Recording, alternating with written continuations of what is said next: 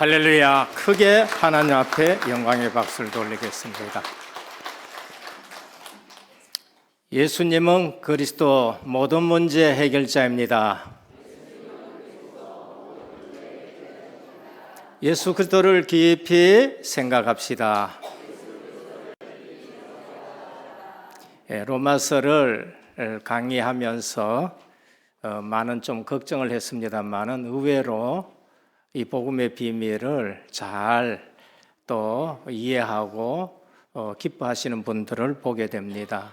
사도 바울이 신앙생활 잘하고 있다고 하는 로마인들에게 이제 복음을 다시 한번 편지로 쓰는데 1장에서 11장까지는 계속 구원에 대해서 말씀을 하고 있습니다.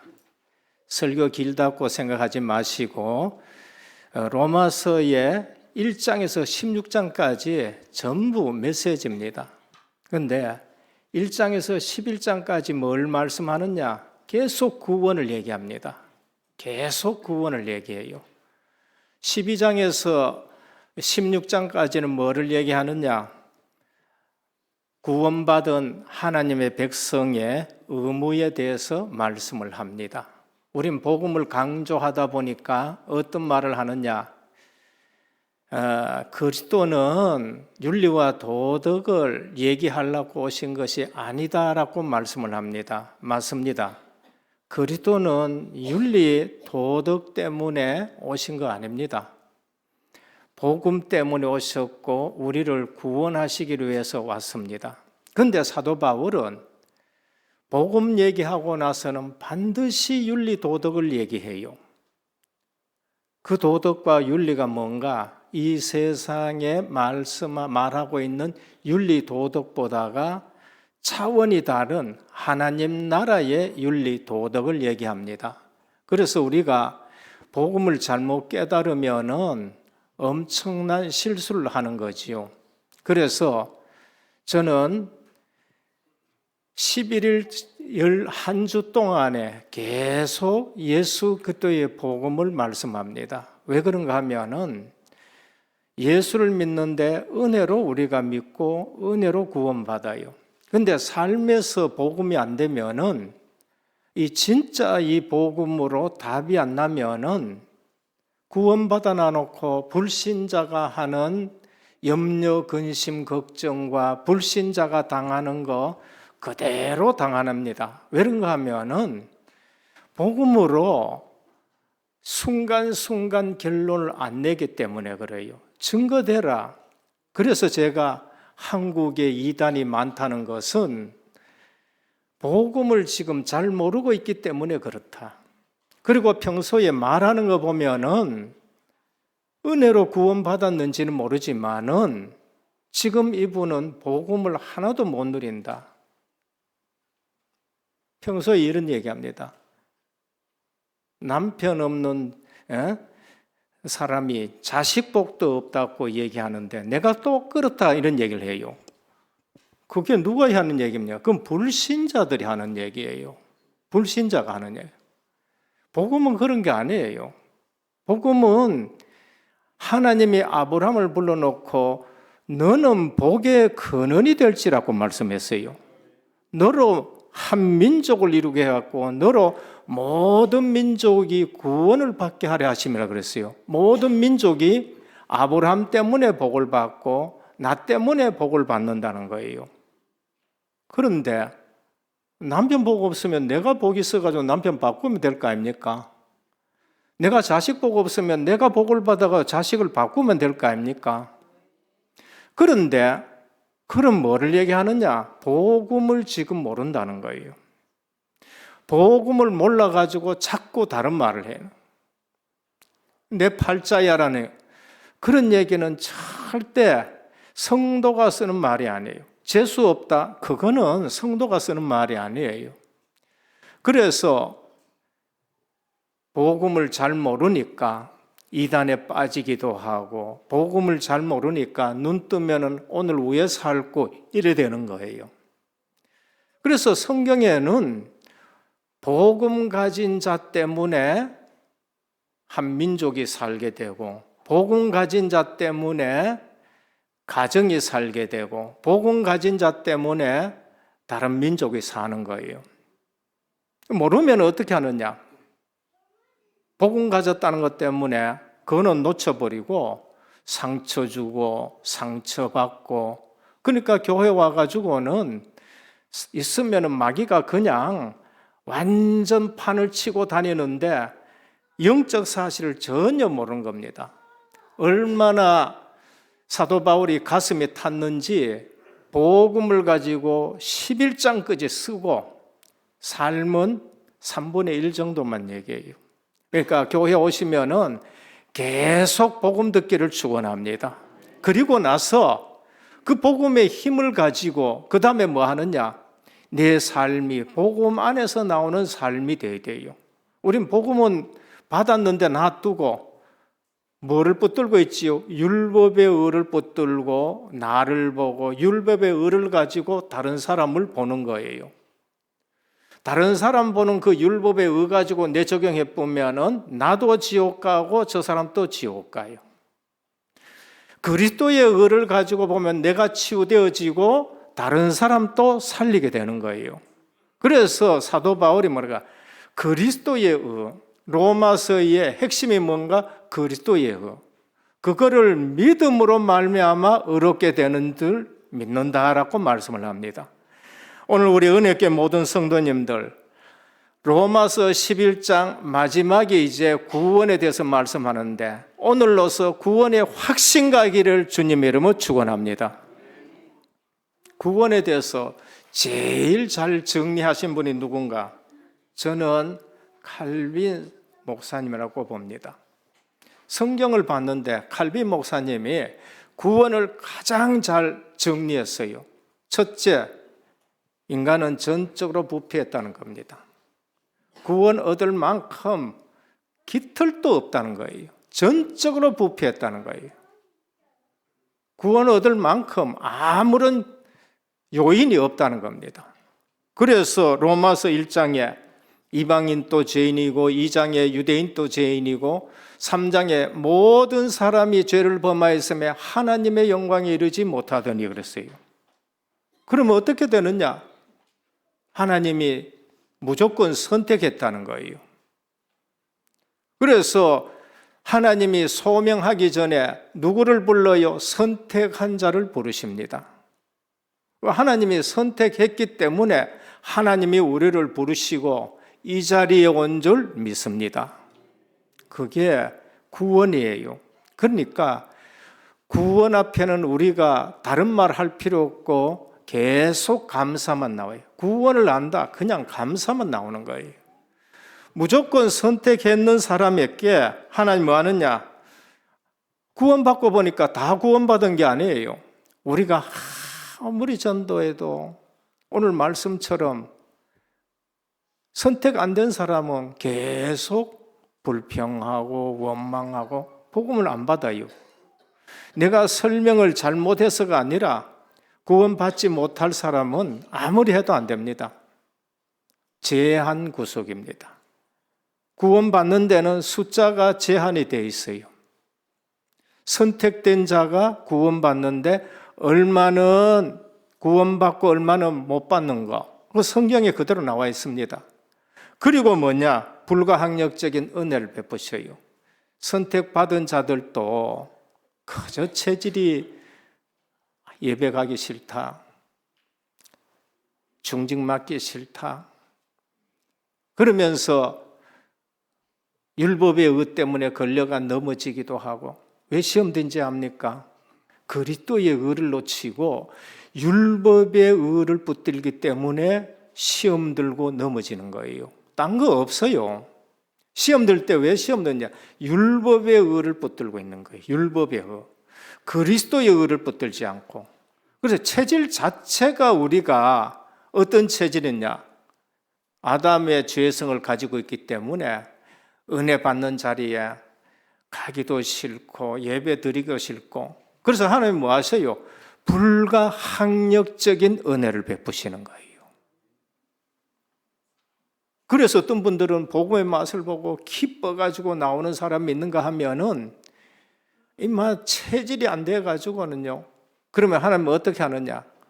한 찰 두드러 패가지고도 돌아오게 하고 다리 부러지게 해가지고도 하나님 생각나게 하기도 하고 사업 어렵게 해가지고도 생각나게 하고 그게 전부 불가항력적인 은혜예요. 저는요 불가항력적인 저주를 받는데 깜짝 놀랐습니다. 어디서? 무속인한테 가가지고 점치는 사람들 보니까 뭐라고 했냐? 안 받으면은 집안이 망한다는 거예요. 나도 죽고 남편도 죽고 자식도 죽고 다 죽기 때문에 받아. 그게 불가항력적인 저주예요. 근데 그분이 예수 그리스도의 은혜의 복음 알면은 빠져나올 수 있는 겁니다. 몰라가 그런 거예요. 우리가 그리스도의 복음을 모르면 어디에 있느냐? 불가항력적인 저주 속에 있다니까요. 그러면서 하나님은 우리를 어떻게 하느냐? 성도의 견인, 궁극적 구원을 이루어 가십니다. 견인이란 말은 믿음으로 소망으로 바라보고 승리한다는 그런 말씀이에요. 궁극적으로 믿음으로 참고 승리한다. 뭐로 승리하냐? 믿음으로 승리하는 겁니다. 내가 참자가 아니고 하나님 나라에 소망이 있고 마지막에는 내가 반드시 승리하니까 그 믿음 가지고 기다리는 것을 성도의 견인이라고 합니다. 이처럼 우리에게 구원을 성경이 말씀하고 있는데 칼빈 목사님이 제일 잘 정리해요. 저는 맞다고 보고요. 저는 예전에 시험 치기 위해 이루에 왔는데 아니요. 어느 날 복음을 깨닫고 보니까 이게 내게 너무나도 정확한 거 있죠. 오늘 또 불가항력적인 은혜 속에서 이 자리에 온 줄 믿으시길 바랍니다. 내가 그냥 온 거 아니고 내가 믿음이 좋아서 온 거 아니고 물론 믿음이 이제 하나님 주신 믿음이 좋아서 왔겠지요. 그러나 시작 자체가 하나님이 우리를 사랑하셨고 거기에서 은혜를 주셨고 여러 가지 사건 속에서 믿어지게 하셔서 이 자리에 온 거예요.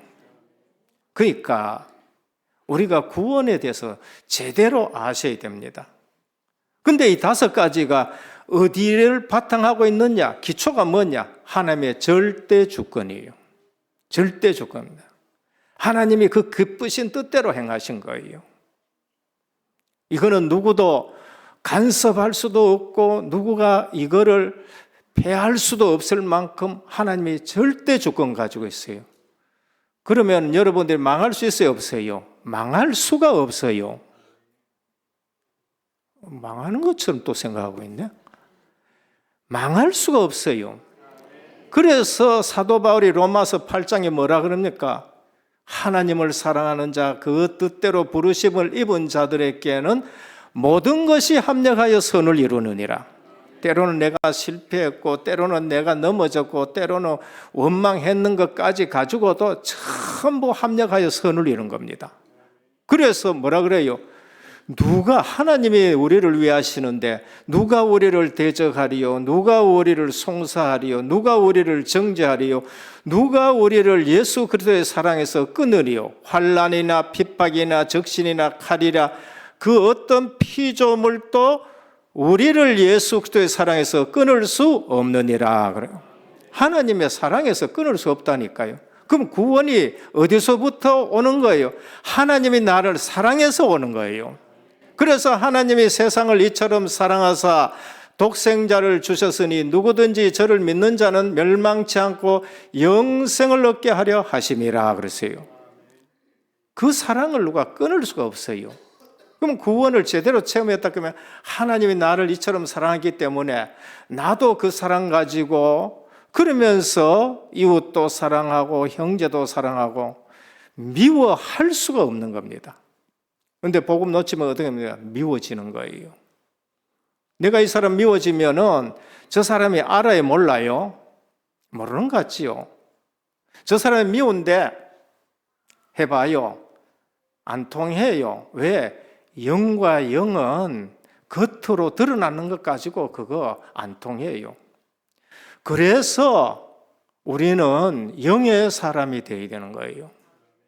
그래서 예수 그리스도의 사랑을 온전히 느낀 사람만이 진짜 영혼을 사랑할 수가 있는 겁니다.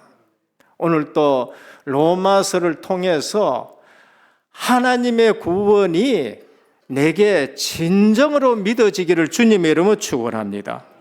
첫 번째 1장은 뭐라 그랬죠? 이방인의 죄예요. 2장은 뭐라 그랬습니까? 유대인의 죄예요. 3장은 뭐라 그러니까? 모든 사람이 죄를 범했어요.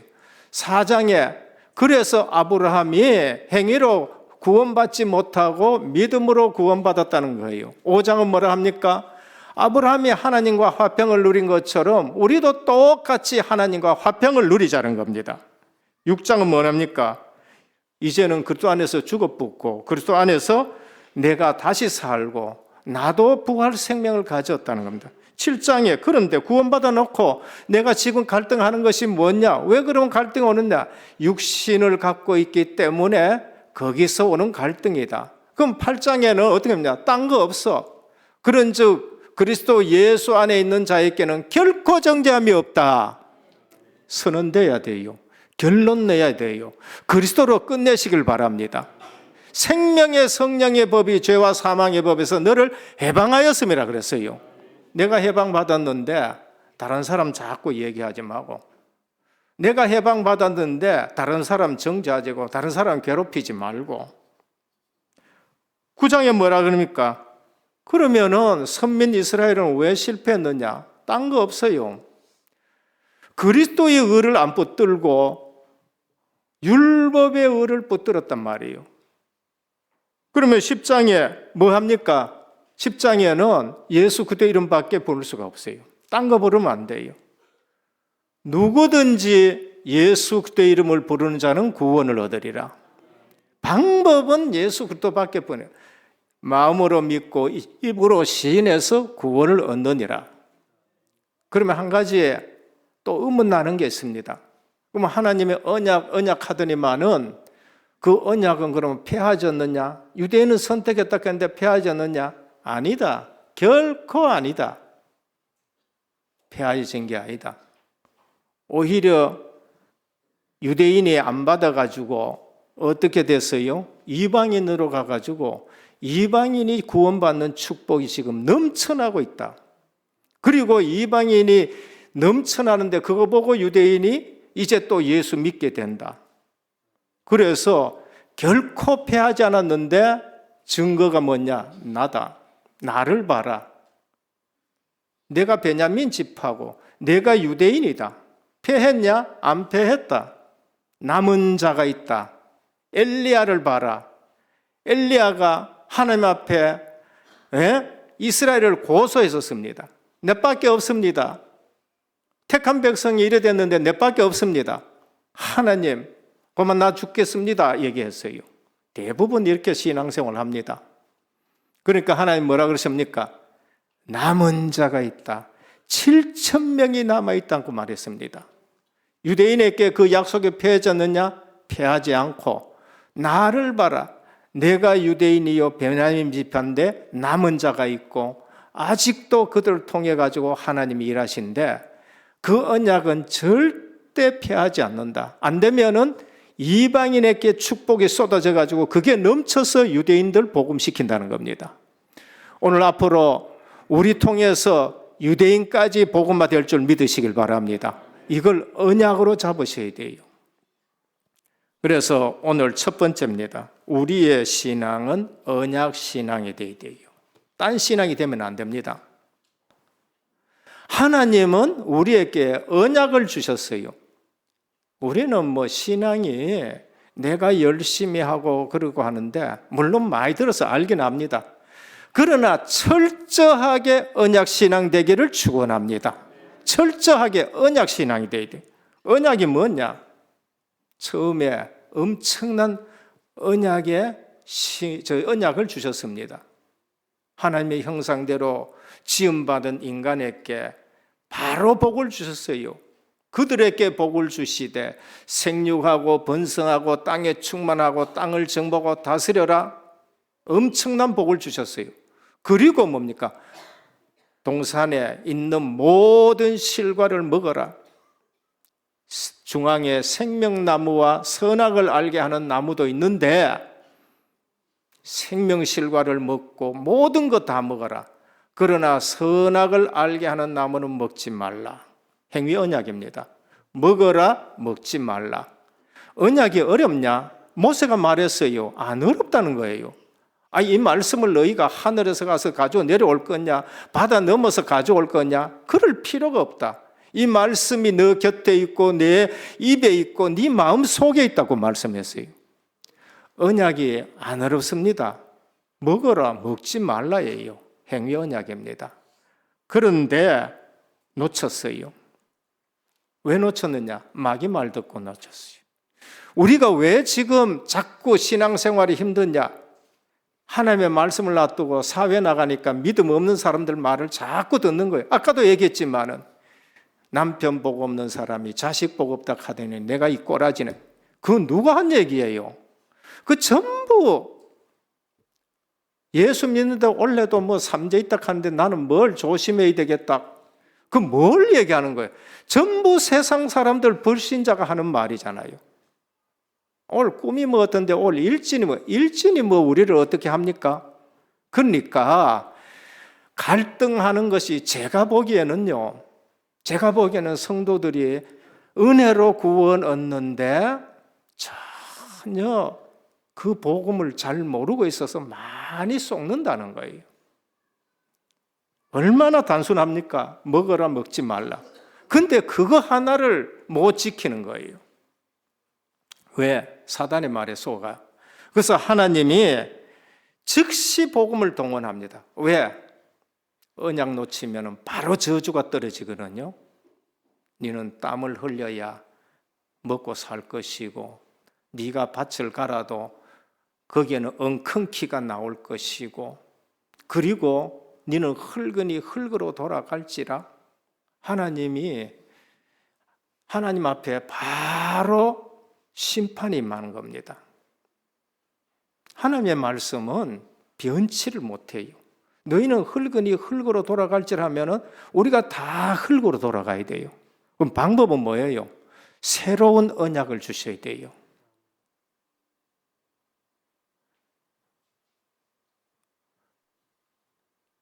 파사 시대에 왕을 안 섬기면은 전부 다 죽는다. 유대인들 전부 다 죽는다. 도장 찍어버렸어요. 그럼 다 죽어야 돼요. 그러면 살리려고 그러면 어떻게 합니까? 새롭게 왕이 도장 찍어야 됩니다. 그날에 너희들이 그들을 대적해서 다 죽여라. 이래 되는 거예요. 그래서 다 행위 언약 앞엔 다 죽기 때문에 하나님이 은혜 언약을 선포하시는 겁니다. 그게 여자의 후손이 와서 뱀의 머리를 상하게 할 것이다. 이제는 하라 하지 말라가 아니에요. 믿어라. 이제는 믿으라는 겁니다. 그러면 사는 것은 믿는 것이고 안 믿으면 또 죽는 거예요. 이제는 은혜 언약 외에 다른 언약이 없는 줄 믿으시길 바랍니다. 은혜 언약을 없으면 아니면 다른 게 없어요. 그래서 하나님이 일방적으로 맺어버립니다. 타락한 인간하고는 계약 상대가 안 돼요. 계약할 대상이 안 돼서 그냥 선포하시는 겁니다. 그리고 나서는 그냥 가죽 옷 입혀버려요. 그리고 그것 붙들고 살라는 겁니다. 그것 붙들고 산 사람이 누구냐? 아벨입니다. 그거 놓친 사람이 가인이에요.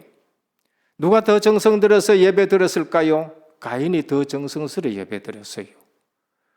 온갖 곡식 가지고 와서 과일 가지고 와서 예배 드렸는데 열심으로 드렸는데 하나님 안 받아. 왜? 은혜 언약을 놓치는 겁니다. 피 언약을 놓친 거예요. 아벨은 달랑 어린 양 하나 가지고 와서 피 흘려 예배 드렸어요. 하나님이 받으신 거예요. 그게 그러면 어디 있냐? 히브리서 11장 4절입니다. 믿음으로 가인은 아벨보다 더 나은 제사를 하나님께 드림으로 의로운 자라 하는 증거를 얻어내 하나님이 그 예물에 대하여 증거하심이라 그랬습니다. 피 있는 언약에 예물 드린 겁니다. 은혜 언약이에요. 그래서 시대마다 하나님은 이 은혜 언약을 예표로 주시는데 노아는 방주를 지었는 겁니다. 하나님이 은혜 언약으로 방주 지어라. 너 생명을 위해서, 너 가정을 위해서, 후대를 위해서. 방주 안에 들어가면 살고 방주 밖에 있으면 죽게 되는 겁니다. 인격이고 뭐가 없습니다. 다 죽어요. 그래서 오직 예수 그리스도입니다. 창세기 12장 1절에서 3절입니다. 너는 복의 근원이 된다. 너로 한 민족을 이루게 하겠다. 모든 민족이 너를 인해서 복을 받게 하겠다. 네 씨를 통해서 예수 그리스도. 그 그리스도가 오실 가나안 땅으로 가라 해서 빠져나오는 겁니다. 그래서 가나안 땅으로 방향이 맞춰져야 돼요.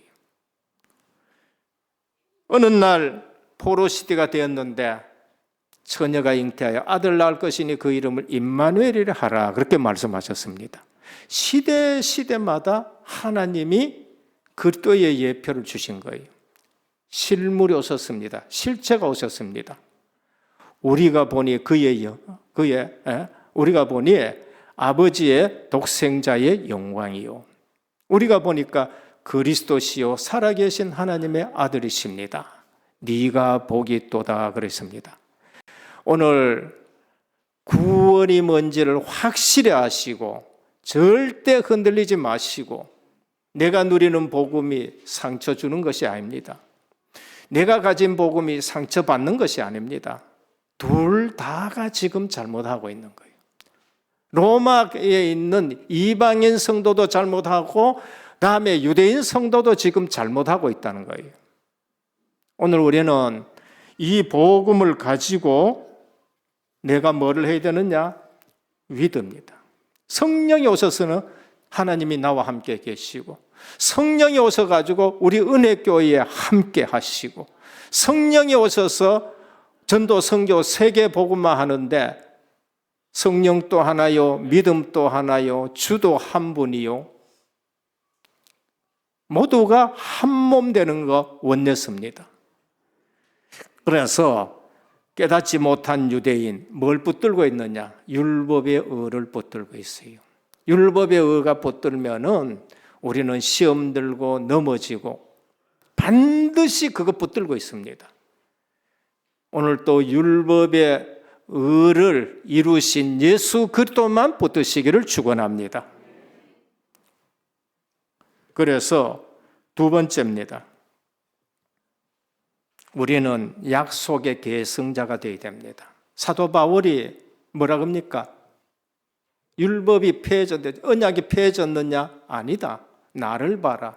내가 베냐민 지파인데 엘리야 시대도 7,000명을 남겨뒀듯이 지금 또 하나님이 먼저 아신 자들 예정과 예지에 의해서 남은 자가 있다고 말씀합니다. 하나님의 말씀은 절대로 변경이 없으십니다. 그러면 우리는 뭐예요? 이 시대에 우리가 남은 자가 되어야 돼요.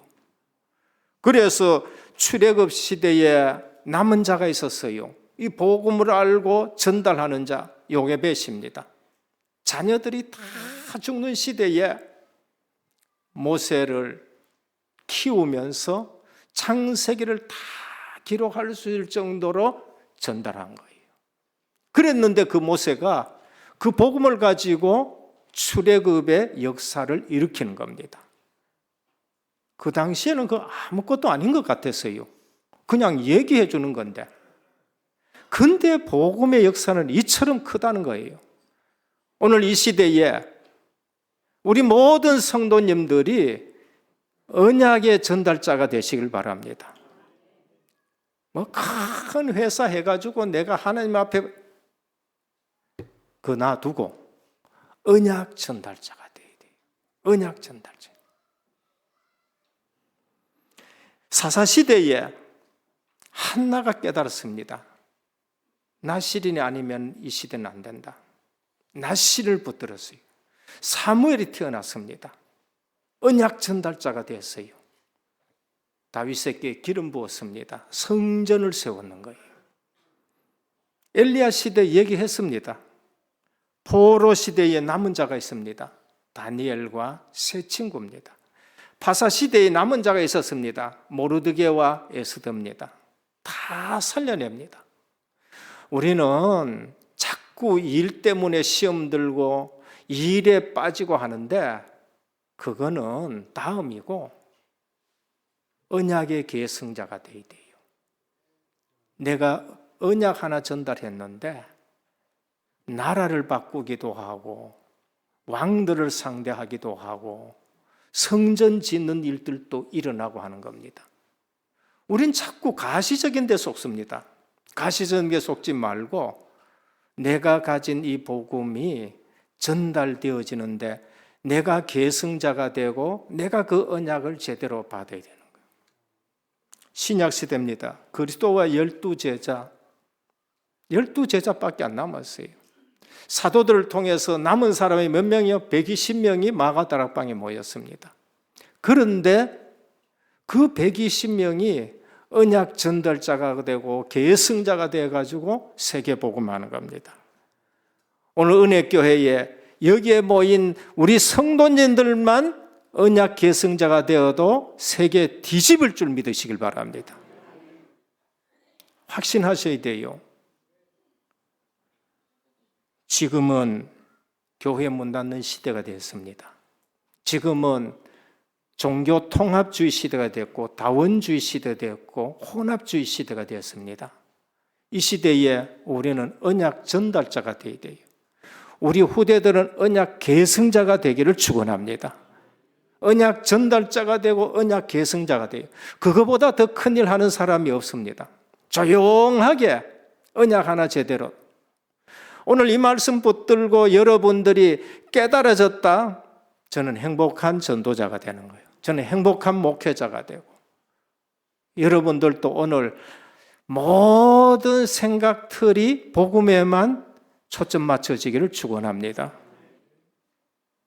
오직 그리스도, 오직 하나님 나라, 오직 성령 충만으로 성경적 전도 운동을 일으켜야 돼요. 셋째입니다. 하나님의 후회 없는 계획을 봐야 돼요. 사도 바울은 하나님의 후회 없는 계획을 봤어요. 하나님의 부르심에는 후회가 없다고 말씀합니다. 우리는 속을 수 있습니다. 하나님은 전능하시고 하나님은 전지전능하시고 또 뭐라 그럴까요? 이렇게 못하시는 일이 있어요. 무소부재하시고 하나님은 완벽하신데 역사를 완벽하게 이끌어 가십니다. 그런데 우리는 우리 눈으로 저건 망했네. 아닙니다. 사도 바울은 그렇게 안 봤어요. 남은 자가 있다. 나를 봐라. 엘리야 시대를 봐라. 그러면 우리는 하나님의 후회 없는 계획을 봐요. 그게 25절입니다. 너희가 지혜 있다 하면서 이 복음의 신비를 모르느냐? 모르기를 원치 않는다. 이 복음의 신비는 이방인의 충만한 수가 들어오기까지 한다. 하나님의 시간표가 있다는 겁니다. 구원의 문은 항상 열려 있다. 고린도후서 2장 2절에 보면은 보라 지금은 은혜 받을 만한 때요. 보라 지금은 구원의 날이로다 그랬습니다. 그래서 지금 내가 은혜 받고 지금 내가 구원의 축복을 누리면은 한 시대에 언약의 계승자가 되고 하나님의 계획을 보는 겁니다. 그래서 이 복음의 신비를 좀 깨달으라고 말씀합니다. 깊도다 하나님의 지혜와 지식의 풍요함이요 그의 판단은 헤아리지 못할 것이며 그의 길은 찾지 못할 것이로다. 그래서 그리스도로 전부 다 통일시켜야 합니다. 만물이 주에게서 나오고 주로 말미암아 주께로 돌아가리라. 하나님의 절대 주권이에요. 모르면은 우리가 쏟게 되는 겁니다. 그래서 하나님의 후회 없는 계획을 보자면은 문제 속에 하나님의 뜻이 뭔가를 알아야 돼요. 그걸 못 찾으면은 문제에 그냥 빠져 죽습니다. 위기 속에서 하나님의 하시는 일을 보시기를 바랍니다. 안 망해요. 홍해가 앞에 있어요. 위기입니다. 모세가 뭐라고 했습니까? 이미 답을 가지고 있습니다. 너희는 가만히 있어서 오늘 하나님의 하시는 일을 보라고 말씀하십니다. 지역과 환경 속에서 하나님의 계획 보시길 바랍니다. 우리 시산동 지역에 하나님의 계획을 보시기를 바랍니다. 이거 뭐 주변에 뭐 교회가 한두 개입니까? 우리가 잘나서 한다는 것이 아니고 한두 개가 아니에요. 우리보다 수준 더 높은 데도 없잖아 있을 것입니다. 그런데 오늘 이 시대에 하나님은 왜 이곳에 또 교회를 세웠느냐? 오직 때문에 세우는 거예요. 오직 전도 때문에 세운 거예요. 그러니까 하나님의 계획을 보라는 거예요. 왜 우리 가정을 하나님이 불렀느냐? 이 문제 많은데 왜 불렀느냐? 오직 때문에 불른 거예요. 다른 사람은 잘 몰라요. 그 어려움과 그 아픔에 오직 그리스도 아니면 안 되기 때문에 그거 아는 사람을 하나님이 부르시는 거예요. 그러니까 지역 속에서 환경 속에서 뭐 때문에 하나님이 이 사람을 내 곁에 뒀냐? 왜 만나게 하셨느냐? 내가 치유받든지 내가 그 사람을 치유하든지 해야 돼요. 복음으로. 딴 거 없어요. 그거 놓치니까 전부 다 갈등하는 겁니다. 오늘 또 후회 없는 하나님의 계획을 보시길 바랍니다. 사도 바울은 그걸 지금 본 거예요. 그래서 속지 말라. 이방인 너희도 속지 말고 유대인 너희도 속지 말라. 하나님은 후회하지도 않는다. 하나님이 베드로 부르실 적에, 우리 주님이 베드로 보실 적에 베드로 인생 전체를 보고 부르신 거예요. 십자가 지기 전의 사건만 보면은 내가 이거 저거 잘못했겠네 이래 되는 겁니다. 아니에요. 부활한 소식 듣고도 고기 잡으러 또 가버렸어요. 내가 사람 잘못 봤네? 아니에요. 네가 나를 사랑하느냐? 하는 주님은 다 아시고 부르신 것입니다. 그래서 여러분들이 속지 말고 사람 보고도 속지 말고 믿음의 주요 온전케 하신 주님만 바라보시길 바랍니다. 그래서 내가 살으라는 거예요. 네가 살아라. 그리고 다른 사람을 살려라. 너는 복의 근원이 될 줄 했습니다. 하나님은 합력하여 선을 이루십니다. 이 문제 저 문제 전부 합력하여 선을 이루십니다. 하나님은 절대 실수하지 않습니다. 완벽하게 인도하시는 것입니다. 하나님은 절대 손해 안 봅니다. 다 살리기를 원해요. 다 살리기를 원합니다. 하나님은 속지 않으십니다. 내 동기에 절대 안 속으십니다. 여러분 동기에도 절대 안 속습니다. 내가 여러분 동기에 조금은 속을 수 있습니다. 한 1년을 속을 수 있고 2년은 속을 수 있어요. 10년 되면은 절대 목사도 여러분 동기에 안 속습니다. 안 속아요. 그런데 하나님이 속으실까요? 안 속아요. 여러분 동기에 우리가 내려놔야 돼요. 사단은 여러분 동기 가지고 여러분 또 속이고 성도도 속이고 하는 겁니다. 일찍 내려놓으십니다. 안 하면은 어떻게 하시느냐? 하나님 손해 안 봅니다. 돌들이 소리 지르게 하리라 그렇게 말씀하셨어요. 돌들이 소리 지르게 하리라. 결론입니다. 하나님의 부르심에는 후회하심이 없다. 내가 내보고 속지 말고 하나님은 날 불러놓고 절대 후회하지 않는다. 내한테도 속지 말고 옆에 사람한테도 속지 않기를 축원합니다. 인생 전체 놓고 불렀다니까요. 베드로예요. 인생 전체 놓고 불렀다니까요. 엘리야. 인생 전체 놓고 불렀습니다. 모세입니다. 그래서 결론 첫 번째, 불신앙 자체가 죄인들을 가두는 감옥이다 아셔야 돼요. 여러분 불신앙하면은요 그 감옥이에요. 앞뒤도 안 보이고 깜깜합니다. 불신앙 자체가 감옥입니다. 진리를 알지니 진리가 너희를 자유케 하리라. 온전하지 않는 신앙 지식은 오히려 해가 될 수 있습니다.